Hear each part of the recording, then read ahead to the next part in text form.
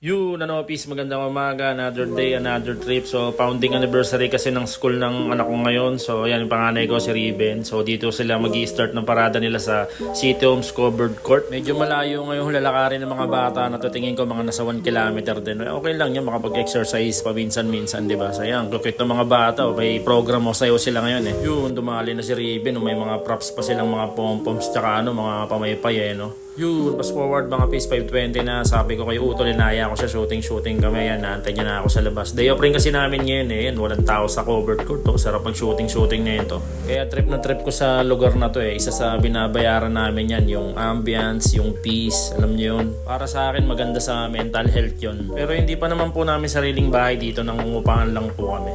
Yun, bali pagtapos namin mag-shooting, rumekta na kami dito sa gym, wala nang palit-palit para tipid sa damit, tsaka hindi na rin ako nagsapatos. Tsaka naisip ko pag umuwi nga pala ako, pag nakita ako ng mga anak ko na lumabas ako, sunuran yun, iiyakan na naman. Tsaka once pala na pinasok mo ang pag-gym, asahan mo yung labahin mo, lalakas. At ayun na nga, nagde-deadlift na si Utol, kakatapos niya lang sa squat. So 1 week kami magaganito, 4 days, so 3 to 4 days kami nag-gym sa isang linggo. Pero talagang mas tinatarget namin 4 days, so pangatlong araw na namin to.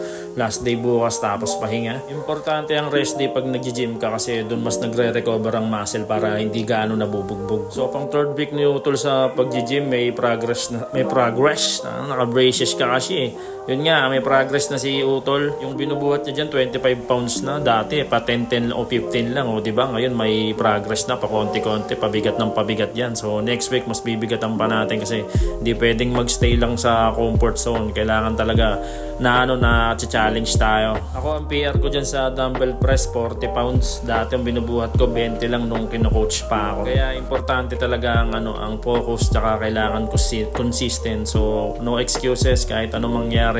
Gym lang ng gym. So mapainom ka, mapalamon, punta ka pa rin sa gym. Ayun nga, dahil tao lang tayo, nadadarang ang pinaka-importante, patuloy pa rin ang paggawa natin ng makabuluhang bagay. So ayan, nagbabarbell shoulder press na si Utol, tama nga ba? So maganda ang tama sa multiple joints ang tama niyan, shoulder tsaka may konting bicep yan. Maganda ang compound lifts, natutunan ko sa coach ko yun kaya talagang pinag-aralan ko. Malupit yung coach ko na yun kaya medyo mahal, medyo pricey talaga, mahalang bayad. Biroin mo, 450 a day. Kaya bumira lang ako ng doon bumitaw na ako 1 month lang kasi naubusan tayo ng extra budget.